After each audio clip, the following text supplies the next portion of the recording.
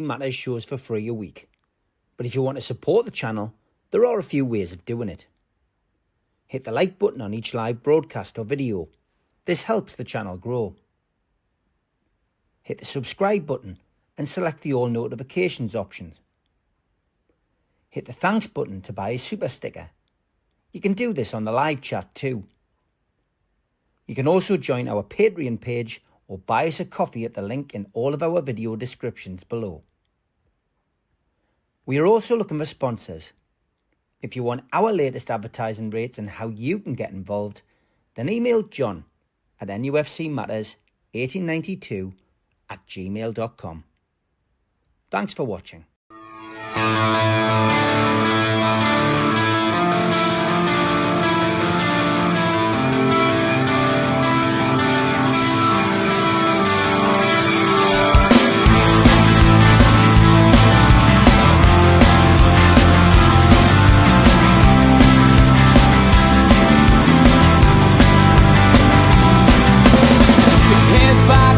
Critics attack. It feels like I've been talking to myself again. But it's the only way you're ever gonna learn. You look back and it's all in the past. I'm dwelling on the thoughts I cannot say to you. If I don't say the words, then maybe it's not true. And it feels alright when they come and say to you, you're the only thing that makes us all believe. And it feels alright where the worlds collide. Manipulation stands to make us break. What time you said is coming over you. You wish it upon a star. You wish it on a star. You are, you are, you are. You fight back, it's an all-out attack. It feels like I've been taken on the world's machine. Because I want it more than anyone can dream. You look back and it's all in the past. You tell me how you live by all the things you do. Well, you can be yourself, but maybe I'm not you. And it feels alright when they come and say to you, you're the only thing that makes us all. Good evening, welcome along to NUFC Matters, the transfer show with myself, Steve Ray, and Ben Jacobs. Good evening, Ben. Good evening, how are you? Very good, mate. Good to see you. Thanks for coming on and giving us 45 minutes of your time just to chat about the ins and outs at Newcastle and potentially what might happen and what might not happen. And maybe Almiron's where I wanted to start tonight with the move getting ever closer by the looks of it, an anticipated departure, potentially in the region of £11 million to Atlanta. Do you think that's still looking likely, Ben? Just before we start, remember, I suppose it's 5-6 years ago, there was that fad of face swapping. Well, I've just realised that you've got my beard circa 2022 and I've got the slightly cleaner shaven face today. I like it. It suits you. Well, we'll see how long it lasts. It's not as if I've not had it before, but I'm keeping it for now, mate. You're looking good. I like it. So, yeah, Miguel Almiron probably more care about what's going on there than facial hair.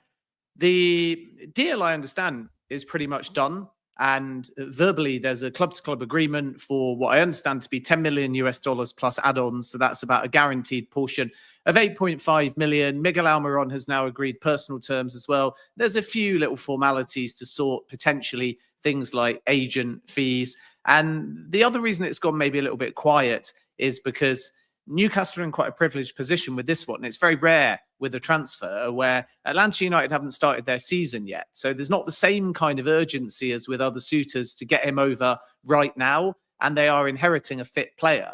So if there is a scenario where Newcastle can't replace Almiron in this window with a right-sided attacker, or if Eddie Howe, as he said many times, just wants the depth, then I would imagine from talking to sources that Atlanta might be quite flexible. So you might see a situation where it appears to go quiet, but it's actually just a case of Newcastle getting as much out of Almiron as they possibly can, providing Atlanta United are prepared to give that their blessing, because there always is the danger of injury. But it feels like Almiron is more a squad player at the moment, coming off the bench rather than starting games.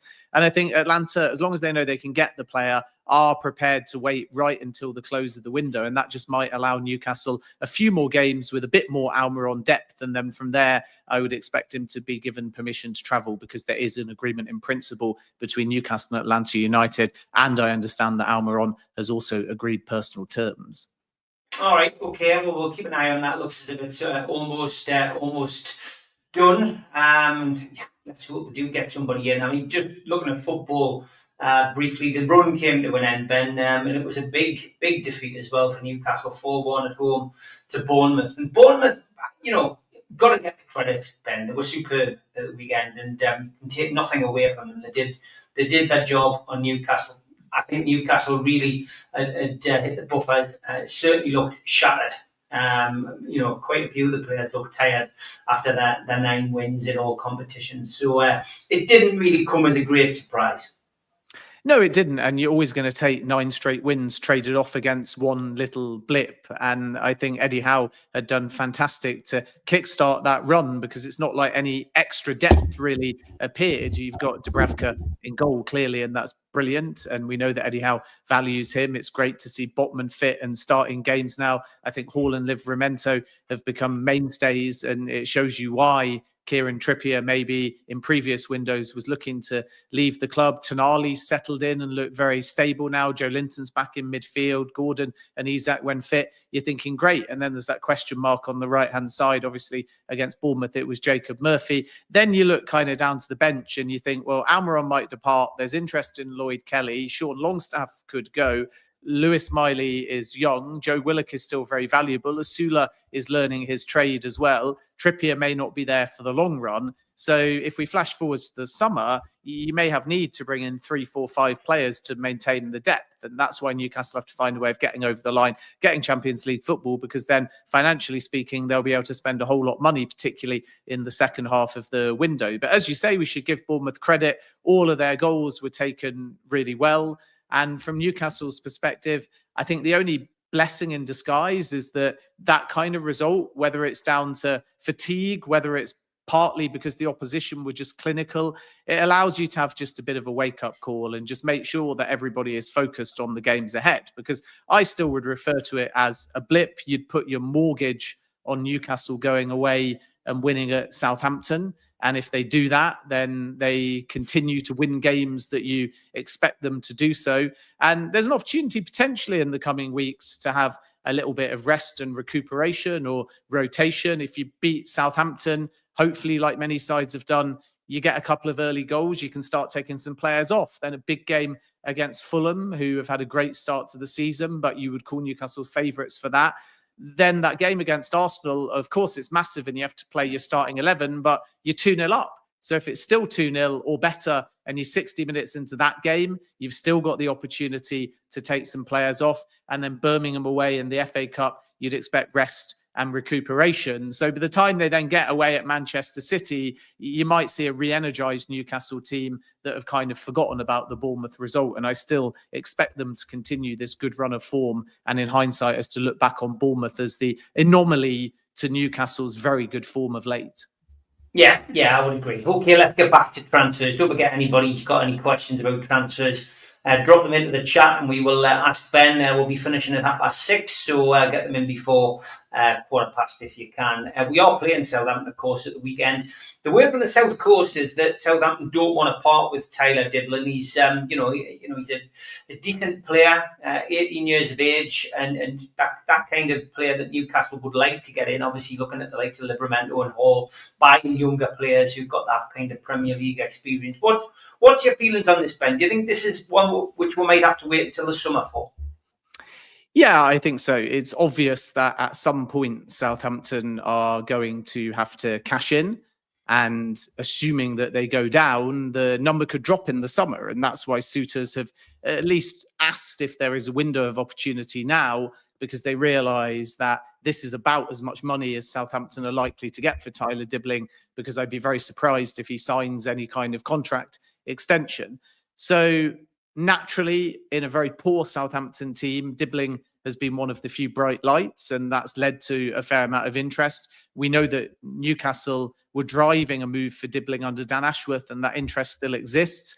Ashworth then went to Manchester United. Jason Wilcox, ex-Southampton, is there as well, and they're very alert also to the opportunity. And then you have a few other teams like Tottenham and Villa, but really half the Premier League are looking at Dibling because he's having a standout season. And when a player does that in an out-of-form team, you sit up and take notice, especially when he's so young. But there's a few obstacles to January. One is, as you say, Southampton don't want to sell. Two is they've got an incoming technical director in Johannes Spoors, who's not started yet due to a work visa issue. And he won't want to lose a star just a few days, potentially, if he can somehow start in January. He won't want to lose a player like Dibling so early, and he'll want to protect the club's position and assets heading into his first summer in charge as technical director. And maybe most importantly, and I think we spoke about this on a previous show, Dibling's a very shy kid. He's extremely loyal towards Southampton. He left Southampton for Chelsea, felt a bit lost in the pressure cooker that was Cobham. Some players thrive. Others feel that they want maybe a little bit more individual development and man management, because at Southampton, you're told you're the next big star. Your pathway is very clear. It's mapped out. You know all the people around you. There's probably 3 times as many staff and resources at Cobham, and everybody that you're working with could be the next superstar. So I think that competition gets the best out of some young players, but others prefer to stay a little bit closer to home and their family and in a more familiar environment. And Dibling definitely falls into the second category. And when Russell Martin was at Southampton, he said many times that for Dibling, it's about helping him as a footballer and a person come out of his shell. So there's a huge high ceiling. I know we often say this about young players, but it's particularly true with Dibling, because there's all manner of different areas where he can still improve, not just with his feet and his football and his movement off the ball, but actually with his tactical knowledge and his integration into a team on and off the field, because he's just a kid that looks down at the ball and has an incredible amount of raw talent, but he can be scoped into someone more versatile, more intelligent, because the brain is there, and more vocal as a leader. And that's why so many clubs are looking at him. So we see some reports out there today. Obviously, I respect the reporting of others that give a number of 55 million minimum if Dibling was to be sold in January. And look, that may be true, but I'm not given by Southampton sources a number. I'm just given a firm indication that they've got no plans to sell in January. So this will be a summer saga. And I think that Newcastle could well be there. I would keep an eye, like I say, on the other clubs that I mentioned too, particularly Tottenham,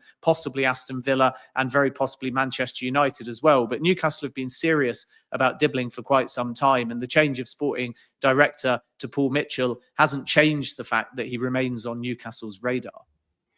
Good evening to tailhouses. Dibling, Delap, McTee, all likely to command big fees, similar to Tino and Hall, albeit great talents Eddie could mould and develop. Will this be the policy, or will we see players coming in from abroad, do you think, Ben? Yeah, I think there will be some foreigners, but there is a clear priority at the moment at the club to invest in homegrown talent, lower the average age of the starting squad, which they've kind of done to an extent, for example, by bringing in a player like Livramento or Lewis Hall. And there's a sort of interesting balance at the moment between Eddie Howe's Newcastle, which is more about depth, possibly experience, a right-sided player on the wing, resolving the overall goalkeeper situation, maybe adding another defender. And then if Callum Wilson leaves, one more relatively young striker as possible. And that's the kind of now plan. And I don't think that they're too bothered if that is an English player, a Premier League based player, or a foreigner. I think it's more just about, can you get what Eddie Howe needs now, knowing that they're having to work at a financial disadvantage compared to the big six? And then plan number 2, longer term, 3 to 5 windows, is very much about finding that young talent earlier and developing Newcastle's academy. And this will be where we see perhaps the first flex of PIF in terms of money and development and modernization into the academy, more data, more resources onto medical staff, possibly a set piece department, all the things that multi-club do. And usually when you do that, as a singular club, eventually you become open to a multi-club model. So I think as Newcastle hopefully evolve and grow and stabilize as a mainstay in European football season on season, and that may need 2 more full seasons after this one. So you're probably looking at anything between 3 and 7 windows. But as you get to that point, I think there will be some kind of scouring of the market to work out where Newcastle fits in perhaps a wider kind of multi-club type model. And that's when PIF may have a lot more say over the football club. So you'd still expect Newcastle to be top of the pyramid, but other clubs may come. And that was certainly the plan when they first took over the club. But you've got to make sure that you get Newcastle succeeding as a top dog constantly in and around the fight for trophies in the Premier League before you want to start focusing on buying other clubs. And then when they have them, they'll have more direct links and pathways. And that's where maybe we'll start to see teenage or certainly under 21 or under 23 signings start to come into the club with a bit more time to develop, not necessarily instantly thrown into the first team. But I do think there's an acceptance within the football department that you can't do what Chelsea are doing at the moment if you're Newcastle. One, financially, and 2, because you've got nowhere to put all these 18 to 21-year-olds at the moment unless you're loaning them all out to other clubs. You don't have control over the selection, the style, the infrastructure like Chelsea do with Strasbourg. Strasbourg play the same style as Chelsea. So anyone that does well at Strasbourg is going to immediately have continuity and a smooth transition if they come back to Chelsea. Newcastle are in a situation where if they bring in young talent, they either have to develop them in-house or find an external club. And that's not always easy. There's a limited number of loan spots as well. But phase 2, I think, after they've added depth. So I suppose you could classify 2025 as, can you hang on to all 3 stars? And can you fill those positional areas, particularly the right wing, maybe a young striker, goalkeeper situation, possibly one more defender? Can you do all of that in the summer? So if Newcastle have Champions League, they have the tools that allow Eddie Howe to back that up in the league and get further than they did when it was a difficult group, I know, but they failed to get out of it. And then after that, you start planning longer term. And that's when a younger caliber of player, I think, will start to be considered, and maybe more of an emphasis on where they can find the homegrown talent from. Senshi Bat says we need to bulk up the academy. Denise says we don't want to spend money from our funds in January just to make any signing and then not have anything for real star players in the summer. Lloyd Kelly is obviously been in the headlines as well. Denise is saying, is there any truth in Kelly being sold? Lots of rumours flying around, please, Ben. And Andrew says, does Ben think Lloyd Kelly's deal to potentially Juventus go through? I doubt over the money situation. Yeah, I mean, we know that Juventus are very active on a number of fronts. For example, they're talking to Chelsea about Renato Vega. The Randall Kolo Muani deal is still expected to go through. It's just the sort of logistics of sorting out PSG's loan situation. So they've obviously got a little bit of money because a loan isn't a budget option always. You have to pay a loan fee usually, and you're often covering a player that tends to carry a relatively big wage. So Newcastle's position on Lloyd Kelly is quite simple, that they value him and he's only just joined.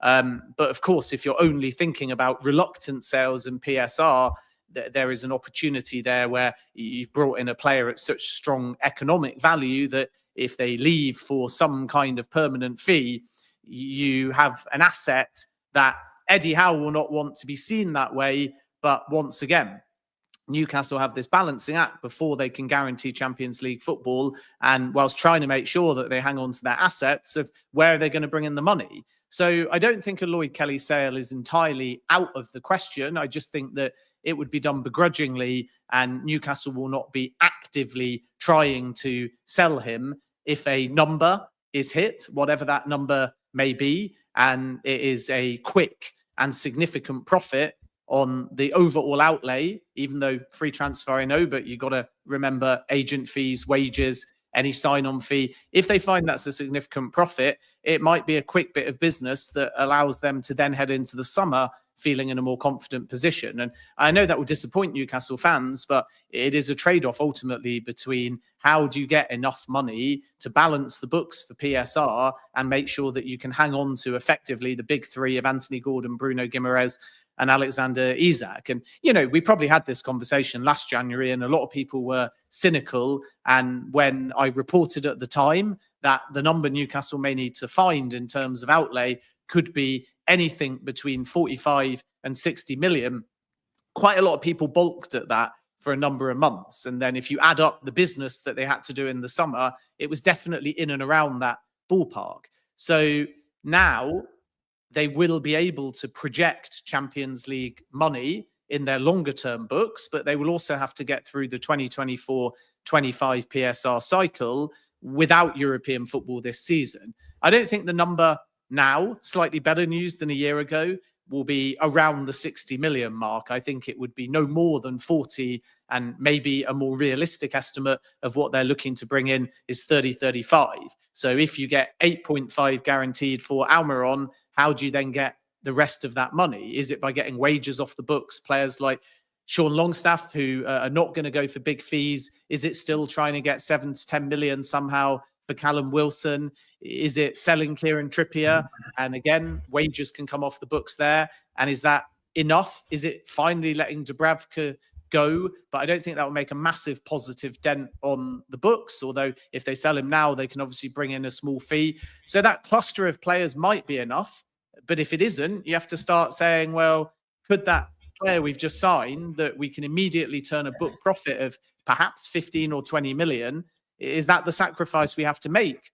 So then if we enter into the summer, we're no longer panicked about clubs coming calling for our bigger, more valuable stars and feeling like it's our only choice to get to the number and avoid any kind of penalty. So all of this is in Newcastle's thinking, even though Eddie Howe doesn't want to lose Lloyd Kelly and Newcastle don't really want to sell him.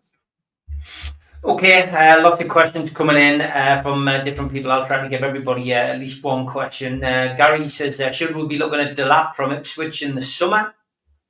Yeah, I don't think Newcastle can get Delap, to be perfectly honest. The player, from what I hear, seems relatively sold on leaving Ipswich, even if they do stay up. And there is firm and strong interest from Chelsea, and Tottenham could enter that race. So I think he'll have options in London, which might be the player's preference. You never know. Clubs like Newcastle, Manchester United, even Liverpool, they've obviously all discussed Delap, but there's nothing advanced there. Man City have got a buyback clause. I have no information to suggest that they plan on triggering it, but the option is there if another suitor initiates. But for Delap, I'm hearing it's more about Chelsea at the moment, who may make a consideration between Sesko and Delap. And obviously, you have Arsenal, who are in the mix for Sesko as well. So that will be an interesting battle. I think with Newcastle and strikers, we're looking at Jonathan David, as I exclusively revealed over the summer. And it's gathering substance again because everybody knows that the player is available very economically on a free transfer. And not everyone's sold on Jonathan David. I'm not sure why. I think he's a fantastic player who would take very well to the Premier League. I suppose it's just because we hear so much talk about your Osimhens, your Gyökereses, your Delaps, whoever, that people have forgotten a little bit about how prolific David is. But the reality is that if you get David on a free, you still have the opportunity to bring in somebody else. And I think I wouldn't put it past Newcastle to be looking at David, because it just makes sense on all levels, financially and football. And then if you get that, Callum Wilson can go in the summer and you can still pay for another young striker, knowing that you've got Isak, David, and even Gordon, who we know loves to play in a central position. And that way you then put more of your budget on a right-sided player and you're meeting more of the needs that Eddie Howe is looking for at the moment. So I think David in Newcastle could be one to watch. There's obviously several clubs that are tracking him. I've spoken about Richarlison before. It's not a deal that Newcastle would do unless the price drops significantly. Last summer, Spurs wanted 60 million. And Newcastle would only move for that kind of deal if it was 40 million or under, or on a very preferable kind of structure. But nonetheless, still want to keep at least a small eye out on. So yeah, Newcastle are scouring the market, and I think the aim is to try and find that proven goal scorer, not just that young goal scorer. And if they can bring in a young striker for the future that has time to develop, plus a more established one, and then keep Alexander Isak with Gordon able to deputise in the centre too, at that point, it feels like they'd be very well covered, because Asula is also still at the football club, let's not forget. Lee Jones says, does Ben think Target or Longstaff will go this window? You discussed Longstaff as potentially, one that Newcastle could let go, wouldn't make a great deal of money. Matt Target, is he settled at Newcastle, do you think? Or could that be somebody who Newcastle, potentially let go in the summer? Garen Kowal's another one that's been mentioned, potentially going out on loan, just hasn't really hit the ground running after a couple of bad loans already. I guess, time may be running out for him. Yeah, I think you're right in what you say on the latter. I think with Longstaff, we've discussed it before and in depth, where if the right offer comes, I think Newcastle would be open to it. I'm not aware yet of anything advanced on that front. And I think Matt Target is drawing a fair amount of interest from the lower echelons of the Premier League and also some top championship clubs as well. I know that Southampton were quite interested in him over the summer, and nothing kind of came off. It's hard to know whether he would take a kind of move now, knowing that it might inevitably lead to dropping down into the Championship. You have an expectation at Southampton that some of their stars, some of their fullbacks, Kyle Walker-Peters, for example, could go. And whether that's now or in the summer, I think Southampton are going to have to start laying the foundations for what we obviously expect to be Championship football next season. And the kind of player that Matt Target is, profile-wise, experience-wise, character-wise, could be of appeal. I just have no indication that Target would actually be open to that kind of move. Leeds United have inquired in the past, but it didn't lead to anything. Huddersfield Town were quite interested in him at 1.2. So there is sort of formative interest there in Matt Target, who obviously isn't getting as much game time now because of other players that have managed to hold down those positions. Left back, I think in the future is going to be Lewis Hall. And I don't see anybody really, Target, Dan Burn, supplanting a fit Lewis Hall, because I think he's developing very well. I think he's showing a lot of promise. I think, as he showed at Old Trafford in particular, and this was a bit different to at Chelsea, Hall is really finding a way now to get forwards, and he's not afraid to shoot from distance or get down the flank on the overlap. And that attacking part of his game and that stamina to kind of get in a contributing role at both ends of the field was never really that apparent when he was developing at Chelsea, probably because he just didn't have enough game time or he wasn't in the right system to show it.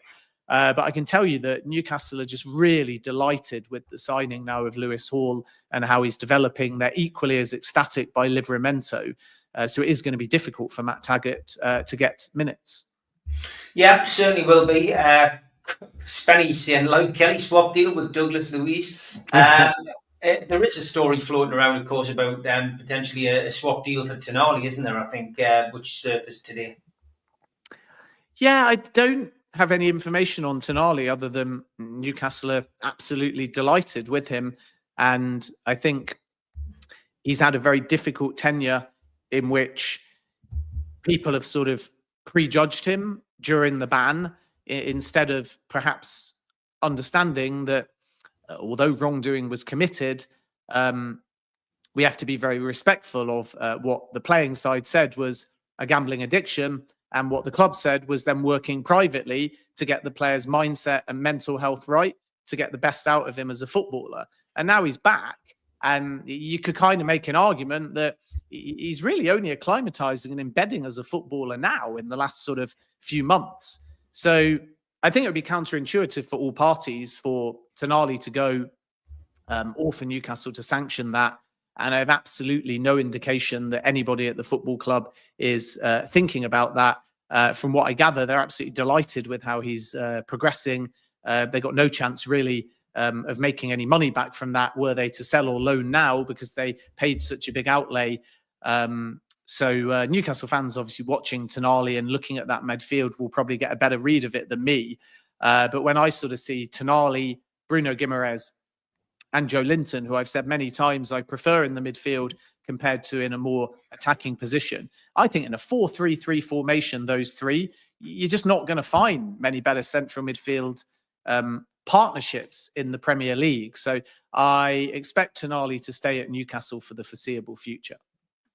Andy Ford says, I know we're unlikely to sign anyone in this window, but please ask Ben about Magnus Akaluche at Monaco. He's an unbelievable right winger. Is there any chance Newcastle could go for someone like him in the summer?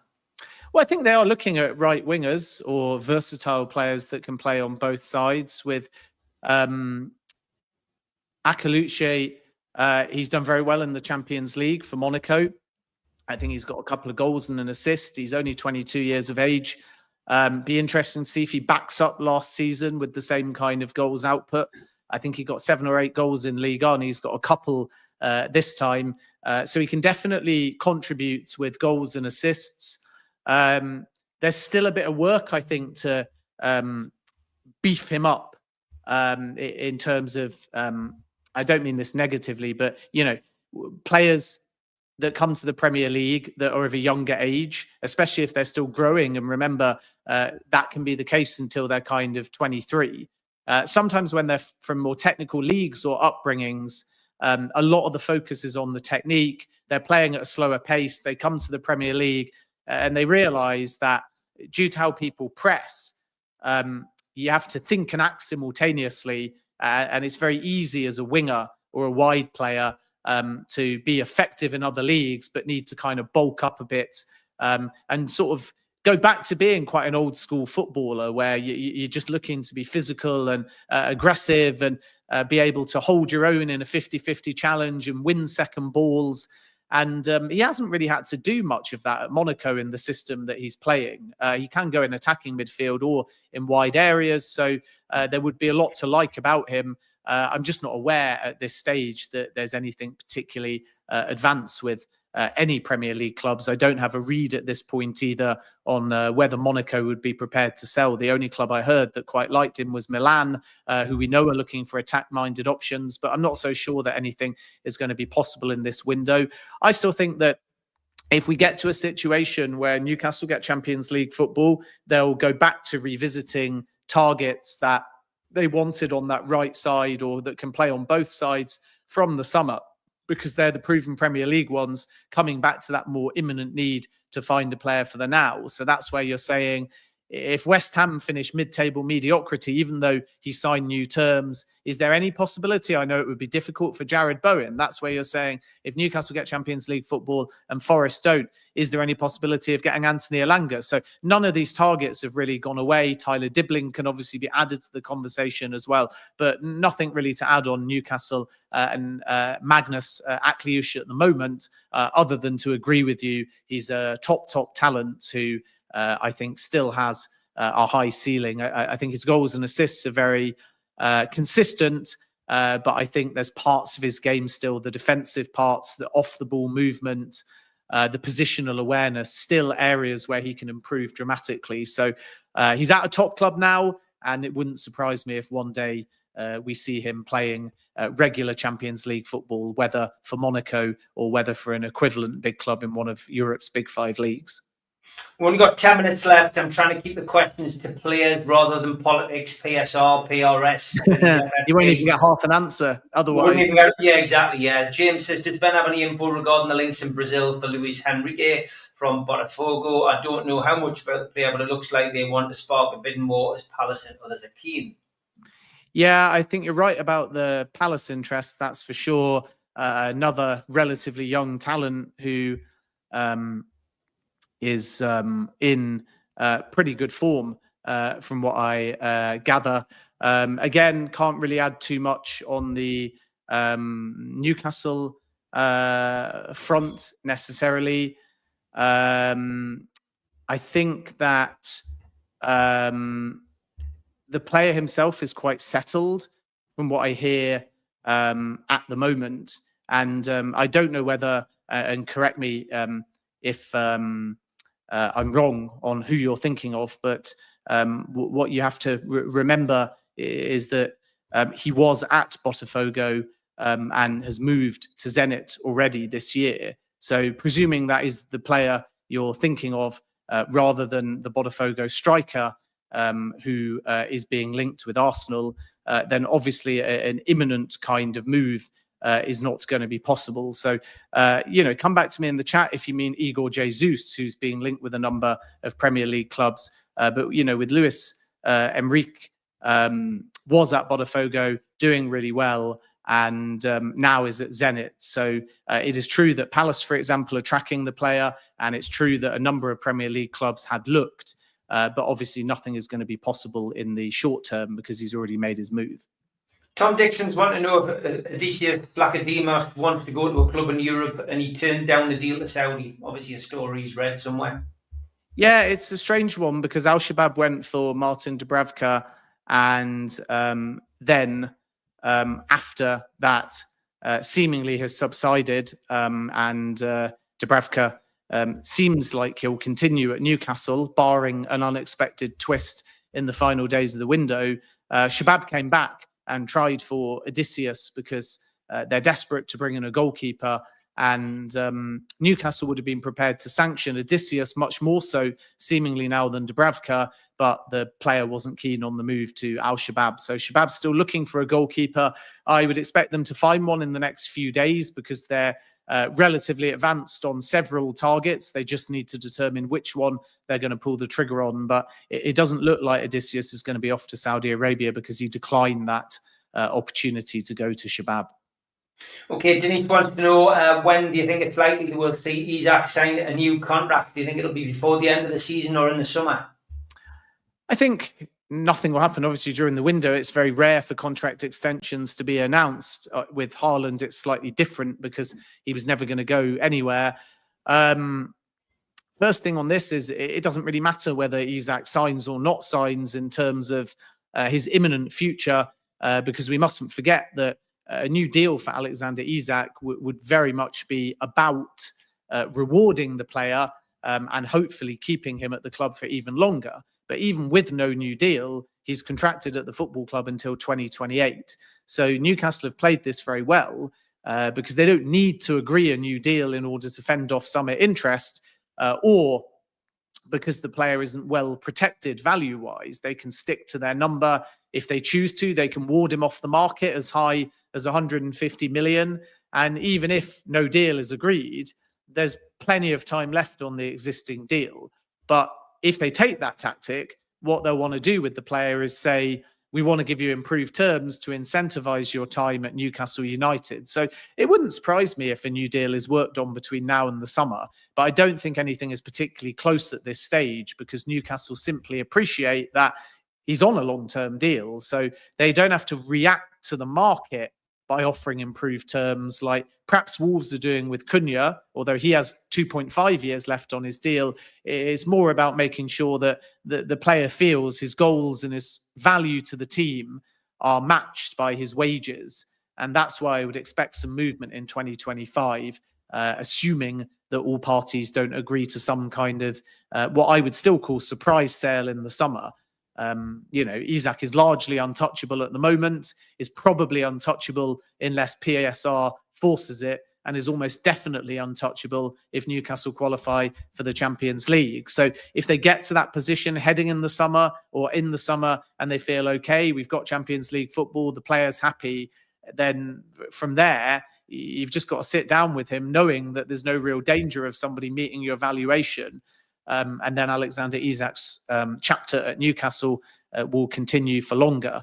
So, fluid situation. But the Isak, could he leave? The Isak Arsenal interest, the Isak summer is all really around how audacious might Arsenal in particular be with what they might bid, and how desperate, in inverted commas, might Newcastle be financially. So if summer arrives and there's no progress on the new contract, that's not necessarily an indication that Isak is going anywhere, because the 2028 contract expiring as of now still gives Newcastle all the cards.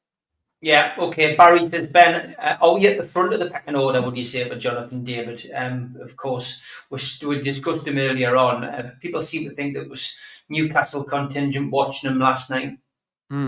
Yeah, I mean, they're certainly working on it. I think you have to go over there and put yourself very visible to work on the player side, because assuming nobody bids now for David in the summer, he's going to have his pick of several clubs. You have, for example, Newcastle. I've mentioned other Premier League clubs that have looked in the past. West Ham United are one of them. I think probably 4 or 5 in the Premier League have seriously explored a David move. We know last summer Chelsea were considering it and paying a fee. But for whatever reason, he's ended up staying. And now the player has full control over the situation, because why would he commit now? Or why would he pick just one? Or why would he allow it to advance now when he can wait and wait and wait, line up all the suitors, see who's got what at the end of the season, see who's prepared to offer what, because he's a free transfer. So the player terms will be easier to get higher numbers on things like sign-on fees, wage and bonus. And therefore, I think we have to be a bit patient with Jonathan David. I don't want to mislead Newcastle fans and be like, they're probably the favourite at the moment, because I think a lot of clubs realise that David might take his time. But I would say there's 3 or 4 clubs at the moment that have really been quite serious about David. Milan are one, Newcastle are another from the Premier League. You have Dortmund, who have looked of late, a couple of clubs in Serie A as well. Maybe less so Napoli now, because they brought in Romelu Lukaku, but certainly last summer they were exploring that possibility as well. So yeah, Newcastle will be there, but I think it's too early to be crowning a favourite. Yeah, apologies, I can't do any questions about PSR. Ben's literally got 2 minutes. Lee just says, Ben, if you had to put your money on one player to transfer to Newcastle, which is the player that you would advise Newcastle players to watch in this window? Yeah, it's a tough one, because as we've said right at the beginning of the show, they may not sign anybody in this window. So we have to be very cautious about making predictions for January, because I honestly think that Newcastle are going to have to be very savvy with who they potentially bring in this month. So I don't think I want to put a name out there at the moment, other than to reiterate that if there is goalkeeper movement, James Trafford is a very likely bid and a very likely signing for Newcastle United. But first they have to resolve the situation of, one, have they changed their mind on Dubravka? Is this a stopgap between now and the summer? Or are they going to offer him a new deal? In which case their perspective over goalkeeper could change. But right when the window started, I would have said it was very likely that Dubravka and Odysseus both might go. And if they did, then it was reasonably certain that Newcastle would go back to Burnley for James Trafford. So that is still the one to watch for Newcastle United. But as doom and gloom and boring as it sounds, there may be a odds-on chance that Newcastle don't add anybody in this window as well. I'm back at 11 a.m. with Gibbo in the morning. Look forward to seeing everybody then. Ben, we'll try and get you on next week as the transfer window comes towards its end. Thanks very much, mate. Take care. Always a pleasure, Steve. Look forward to the beard being twice as long next week. A big thanks to all our sponsors, Skips and Bins. Say hello to low-cost waste disposal with pay-as-you-go and contract waste management. Contact them at their website, skipsandbins.com, or email www.skipsandbins.com/contact. Big thanks to Mr. Vicky's Sauces, handmade in Cumbria. You can find them at mrvickies.co.uk. Email them info@mrvickies.co.uk. Telephone 01768 210 102. Thanks to our fanzine sponsor, United Group Travel. Travel and Tourism Award winners 2024. 2 crew driver and courier, local family company, 3-star plus quality hotels and no interchanges, all excursions included. Find them at their website, www.unitedgrouptravel.com. Email beverly.ugtl@gmail.com. Telephone 01670 632 460 or mobile 0791 666 4174. A big thanks to Media Arts for all the help with the technical side of things. Their website is media-arts.co.uk. And we're also available as a podcast. You can find us on Sports Social, Podcast Network, iTunes, Spotify, and other podcast providers. If you want to help the channel, then hit the subscribe button. We do 7 shows a week. Hit the thumb up that likes each video, and click share to share to your social media. Some Newcastle United events coming up. An evening with the entertainers, 24th of January 2025. Box office number is 0191 243 1171. Or website, Tyne Theatre and Opera House.uk. An Evening with Lee Clark takes place on the 31st of January at the Tyneside Irish Centre. Tickets are available on Voucher or from newcastlelegends.com. An Afternoon with Celeste Ferdinand takes place on the 6th of April 2025, 12 p.m. till 4 p.m, and that's at the O2 City Hall in Newcastle. Tickets from www.ticketmaster.co.uk or from Voucher. And did you get a book voucher for Christmas? Then why not buy The Entertainers, 1992 to 1997, Kevin Keegan's Legacy by Will Scott. Priced $18.99, also available from newcastlelegends.com.